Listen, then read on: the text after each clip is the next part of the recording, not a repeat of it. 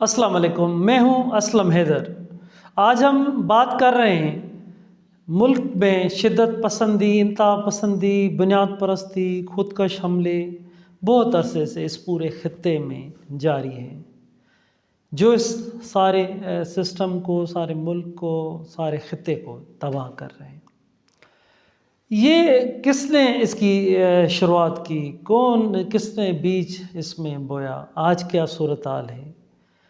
دارالعلوم حقانیہ کے اوپر خودکش حملہ ہو جاتا ہے۔ ہم یہاں سے بات چیت کی شروعات کرتے ہیں۔ JUI سین کے سربراہ مولانا حامد الحق اور 8 لوگ اس میں مارے جاتے ہیں۔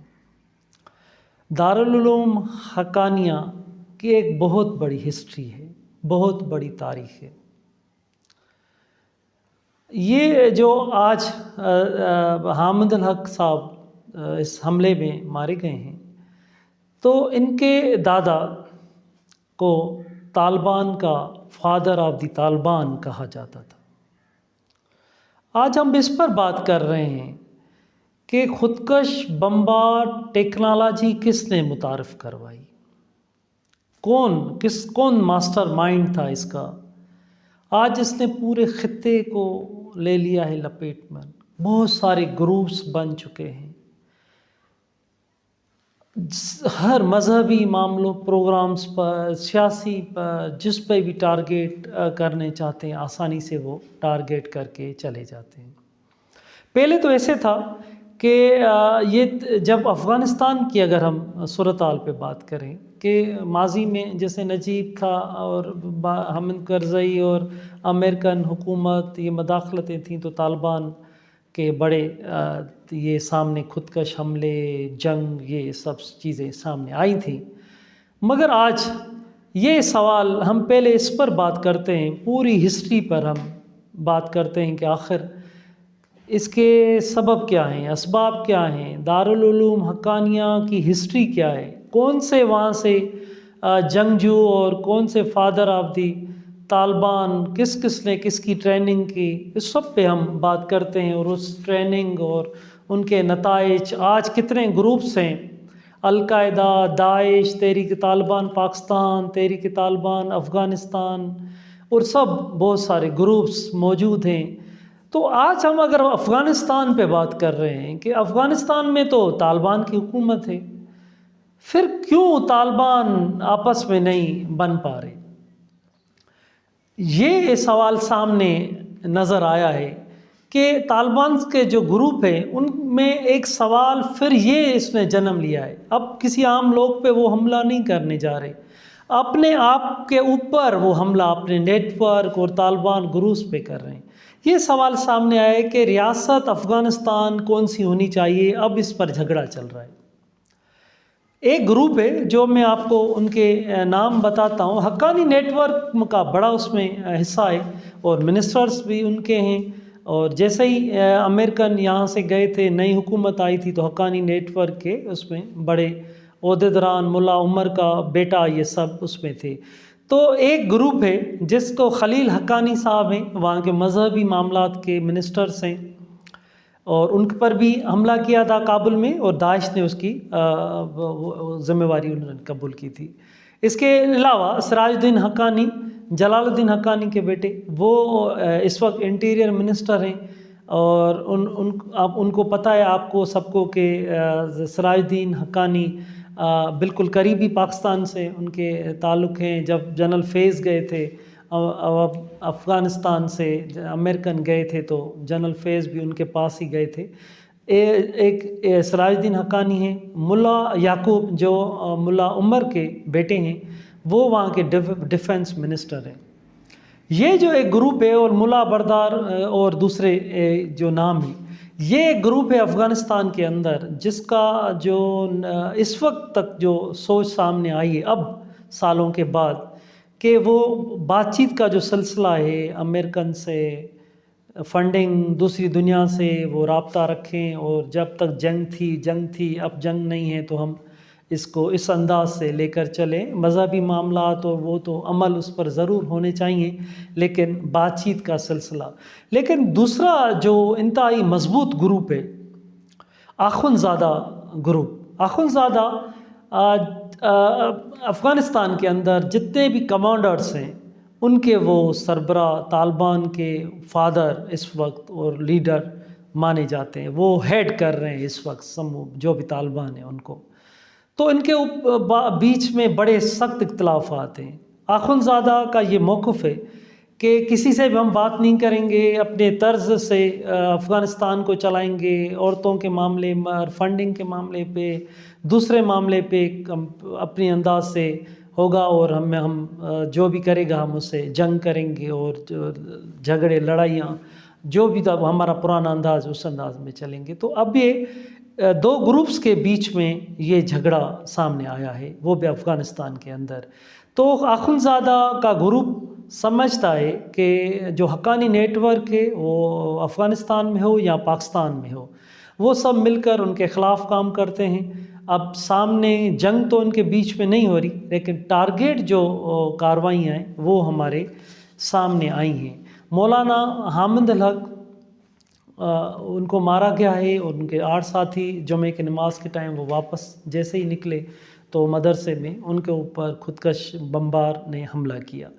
ہم تھوڑا سا ہسٹری میں اگر جاتے ہیں، اس شدت پسندی، انتہا پسندی اور وائٹ ہاؤس، سوویت یونین، اس سب پر ہم تھوڑا سا بات کرتے ہیں کہ تصویر ہمیں کلیئر ہو جائے گی کہ آخر کیا ہونے جا رہا ہے، افغانستان کی اب صورتحال کیا ہوگی، ماضی میں کیا کیا ہوا تھا. ہم تھوڑا سا پیچھے جاتے ہیں تو مولانا حامد الحق کا جو والد تھے، جن کو آج اس میں مدرسے میں خودکش حملے میں وہ ان کو مارا گیا ہے، ان کے والد مولانا سمیع الحق، جو آپ سب ان کو جانتے ہیں. مولانا سمیع الحق کے اوپر بھی 2018 میں خنجروں سے وار کیا گیا تھا اور ان کو بھی مارا گیا تھا. مولانا سمیع الحق کے والد مولانا عبدالحق حقانی، جن کو فادر آف دی طالبان کہا جاتا ہے، حقانیہ جو مدرسہ ہے اس مدرسے میں یہ سوویت یونین کی ٹوٹا ہی نہیں تھا. 1970 میں جلال الدین حقانی اس مدرسے میں انہوں نے آ کے تربیت حاصل کی. بہت سارے جو جنگجو تھے اس ٹائم انہوں نے طالبان جنگجو، انہوں نے یہاں سے تربیت حاصل کی.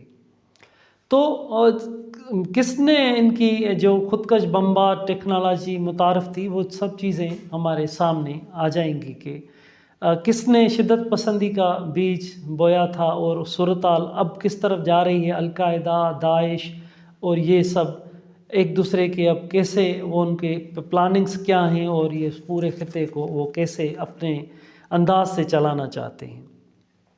تو یہ جب سوویت یونین ٹوٹا بھی نہیں تھا تو اس ٹائم انہوں نے آ کے یہاں سے گریجویٹ کیا تھا، اور وہاں سے آ کے اس ٹائم اسی مدرسے میں ملا عمر جو ایک بڑے نام تھے اور افغان وار کے، وہ بھی وہاں پر تھے، اور انہوں نے آ کر. تو یہ حقانی جو نیٹ ورک ہے، یہ حقانی نیٹ ورک کوئی ذات وغیرہ نہیں ہے، کوئی ایک لقب ہے جو جتنے مدرسے یہاں سے بچے اور جو بھی طالبان یہاں سے تربیت جو بھی حاصل کرتے ہیں وہ اپنے آپ کو حقانی کہلاتے ہیں. حقانی نیٹ ورک کو اس وقت امریکہ کے بالکل قریبی سمجھا جاتا تھا. امریکہ کے اس وقت کے صدر نے ان کو وائٹ ہاؤس میں بلایا تھا، اور جو جہادی ٹریننگ، ضیاء کا جو کردار تھا اس میں سوویت یونین کے خلاف جتنے بھی یہ پروگرامز بنے تھے، تو ایک وہاں پر مولانا جلال الدین حقانی اور مولانا خالص وائٹ ہاؤس میں صدر رونالڈ ریگن نے ان کو بلایا تھا وہاں پر، اور اس سطح کا یہ نیٹ ورک تھا کہ وہاں پر امریکن صدر نے ان کو بلا کر ان سے باتیں کی. اس کے بعد سوویت یونین ٹوٹا اور پوری جو ایک جنگ لگی، اور آج تک اس پورا جو خطہ ہے، اس افغانستان، پاکستان، اس میں اس کے جو اثرات ہیں سوویت یونین ٹوٹنے کے بعد، اور یہ جو ضیاء اور اس کے بعد یہ یہاں پر منشیات، ہتھیار، شدت پسندی سامنے آئی، اس کے وہ نتائج آج تک ہم بھگت رہے ہیں. خودکش ٹیکنالوجی، یہ وہ سب انہوں نے جو بھی نیٹ ورک تھے انہوں نے ہم متعارف کروائی. 1995 میں تحریک طالبان میں انہوں نے جلال الدین حقانی نے امریکہ سے انہوں نے علیحدگی کی، تحریک طالبان میں انہوں نے شمولیت اختیار کی۔ امریکہ نے ان کو بڑی آفرز کی، مگر یہ آخر وقت جلال الدین حقانی اس میں تحریک طالبان میں رہے اور ان کی جو شورا ہے اس میں وہ رہے اور نائب امیر کے طور پر اس میں رہے۔ اس کے بعد ان کے بیٹے اس کے صلاح الدین حقانی طالبان کے جو مجلس شورا کے وہ اس کے ممبر تھے، مرکزی شورا کے، اور تحریک طالبان کے وہ نائب امیر بنے اور والد کی طرح وہ ان کے کمانڈر بھی بنے۔ 9/11 پر جب یہ ان کے تعلقات ختم ہوتے ہیں تو 9/11 کے بعد امریکہ ان سے خائف ہو جاتی ہے اور ان کے بیچ میں تکرار سامنے آتے ہیں۔ یہ ہسٹری ہمیں بتاتی ہے کہ اسامہ بن لادن اور ملا عمر اس معاملے پر دو رائے تھے۔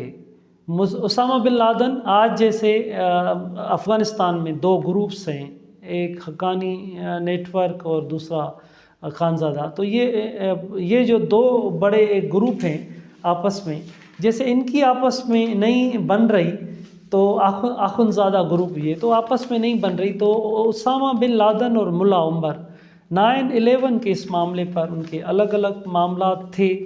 تو ان کا آج اسامہ بن لادن وہ شدت پسندی حملہ، ملا عمر بات چیت کے سلسلے میں، تو آج ملا عمر کا بیٹا ملا یعقوب افغانستان میں حقانی نیٹ ورک اور ان کے ساتھ ہی ان کا جو گروپ ہے اس میں وہ شامل ہے، لیکن دوسرا جو گروپ ہے آپس میں ان کے اختلافات بہت سخت ہیں، تیزی سے آپس میں اختلافات بڑھ رہے ہیں۔ کہا جاتا ہے کہ افغانستان کی جو یہ صورتحال ہے، یہ اگر شدت پسندی اور ان کے بیچ میں جنگ جاری رہتی ہے، ٹارگیٹ کلنگ جیسے یہ ٹارگیٹ خودکش حملے ہوتے ہیں، تو افغانستان کی جو آنے والی تصویر ہوگی وہ چینج ہوگی اور اس کے پورے خطے پر اس کے بڑے خطرناک اثر سامنے آئیں گے۔ ہم جب پوری یہ تاریخ میں جاتے ہیں تو 9/11 کے بعد اور یہ امریکن آ جانا افغانستان میں اور افغانستان میں وہاں پر جو پوری صورتحال رہی، اور اس کے بعد طالبان نے بڑے زور پکڑے، شدت پسندی حملے اور ٹارگیٹ ہوئے، بڑے بڑے وہاں پر بم دھماکے، یہ زور پکڑے، آخر اس پر بات آئی کہ دوحہ میں ان کی باتیں ہوئیں، اور اس کے بعد یہ معاملات سامنے آئے کہ نہیں طالبان کے حوالے ہینڈ اوور کیا جاتا ہے، لیکن طالبان کے حوالے تو امریکہ نے کر دی، لیکن آج تک وہ معاملہ وہاں کے وہاں ہی رکا ہوا ہے۔ اور اس اگر ہم صورتحال پہ آتے ہیں کہ آخر یہ اتنے بڑے یہ جو صورتحال ہوتی ہے، تو اس پر ہمیں یہ معلوم ہوتا ہے کہ بے نظیر بھٹو سے بھی امریکن نے کہا تھا کہ وہ آپ طالبان کی حمایت کریں، تو امریکہ کا اس میں جو کردار رہا ہے وہ انتہائی رہا ہے۔ داعش بھی سپورٹ کر رہا ہے جو یہ گروپس ہیں، لیکن تحریک طالبان کا پاکستان اور تحریک طالبان افغانستان یہ گروپ ان کے ساتھ مل کر، اور اس کے علاوہ جو حقانی نیٹ ورک اور ان کے جو ساتھی ہیں ان کے بیچ میں یہ ٹکراؤ سامنے پیدا ہو رہا ہے۔ تو اس خطے پورے کے اندر اتنی بڑی انوالومنٹ یہاں پر ہوئی ہے سوویت یونین کے ٹوٹنے کے بعد، ہم اتنے گہرائی میں چلے گئے، تو خودکش بمبار بھی یہاں پر پیدا ہو گئے، نیٹ ورک بھی یہاں پر ٹیکنالوجی ہو گئی۔ آج وہ جو خودکش بمبار تھے وہ انہی لوگوں کے میں بیچ میں آپس میں لڑ پڑے ہیں اور گروپس کی آپس میں لڑائی ہو رہی ہے۔ ایک وقت تو یہاں پر یہ بھی تھا کہ افغان جہاد اور حمید گل سے لے کر ضیاء، اور ایک وقت ایسا بھی آیا کہ رحمان ملک تک وہ ان سے قریبی تعلقات تھے۔ تو اتنے جب پوری دنیا اسامہ بن لادن کو ڈھونڈ رہی تھی تو ان کے بہت سارے قریبی، وہاں تک کہ رحمان ملک تک کے آدمی کا بھی ان سے تعلق تھا۔ اب جب شدت پسندی کا یہ جو اتنی تیزی سے بیچ بویا گیا ہے اور تیزی سے ایک نیٹ ورک سامنے آیا ہے، تو اب خودکش حملے بھی ہو رہے ہیں، خودکش بمبار بھی بن رہے ہیں، اور پورا یہ خطہ بھی متاثر ہو رہا ہے۔ کہا جا رہا ہے کہ اگر سینٹرل ایشیا میں یہ جو صورتحال رہی اور افغانستان کے ان گروپس میں آپس میں یہ ٹکراؤ رہا اور امریکہ کی انوالومنٹ رہی تو آگے چل کر اور خطرناک اس کے نتائج سامنے آ سکتے ہیں۔ ماضی کی طرح افغانستان جو ہے وہ یہاں خطے کی تبدیلیاں اور یہاں کی جو صورتحال ہمیشہ خراب رہی ہے، اس میں اس کا اہم کردار سامنے آ سکتا ہے۔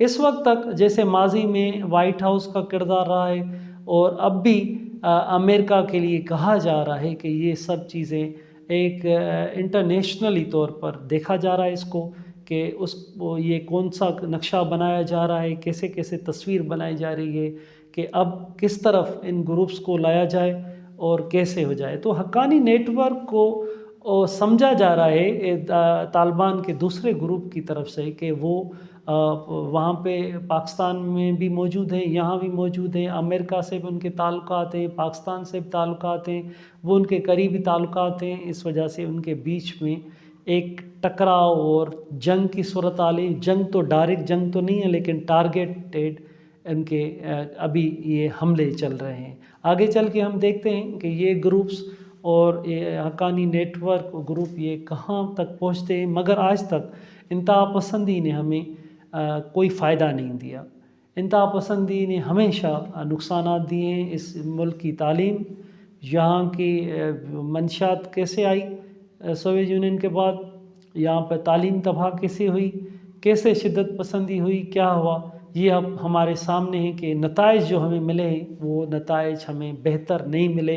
اور آج تک جو بھی ماضی میں بچوں کو ٹریننگز دی گئی، جہادی ٹریننگز، جہاد کے ان کو کہا گیا کہ طالبان، افغانستان اور امریکہ یہ سوویت یونین ٹوٹا، تو یہ سب چیزیں تو ہمارے سامنے ہیں، لیکن ہوا کیا؟ ایک سیاست ہوئی، ایک اپنے مفادات کے لیے استعمال ہوئے، لیکن آج تک وہ جنگ ختم نہیں ہو سکی اور ان کے حوالے بھی ملک ہو چکے ہیں طالبان کے، پھر بھی ان کے بیچ میں بھی یہ جھگڑے چل رہے ہیں۔ تو یہ سمجھ میں آتا ہے کہ جو ٹیکنالوجی، خودکش بمبار ٹیکنالوجی جن لوگوں نے متعارف کرائی، آج ان کے ہی وہ گلے پڑ گیا ہے۔ لیکن آج ان کے گلے تو پڑا ہے، لیکن جو دوسری قومیں اس پورے خطے میں رہتی ہیں، ان کی زندگی، ان کی تعلیم، ان کے نسلوں وہ سخت متاثر ہے۔ یہاں کا خطہ پورا متاثر ہو جاتا ہے۔ اگر وہ طالبان گروپ آپس میں بھی لڑتے ہیں تو شدت پسندی، ان ٹکراؤ اور عالمی قوتوں کی مداخلت کی وجہ سے یہاں کے جو لوگ ہیں، جو دوسرے قومیں ہیں اس ملک کی، دوسرے ممالک کی، وہ جو پرامن قومیں ہیں وہ بڑی متاثر ہوئی ہیں ماضی میں اور آگے چل کے بھی متاثر ہو سکتی ہیں۔ اس وجہ سے عالمی قوتیں اگر کوئی پلاننگز بنائیں تو یہاں کے جو لوگ ہیں ان کو سامنے رکھ کر، پرامن لوگوں کو سامنے رکھ کر بنانی چاہیے، کیونکہ ان کا جو پورا سسٹم ہے ماضی میں بھی تباہ ہوا ہے اور اس وقت بھی تباہی کے کنارے پر ہے۔ مہربانی۔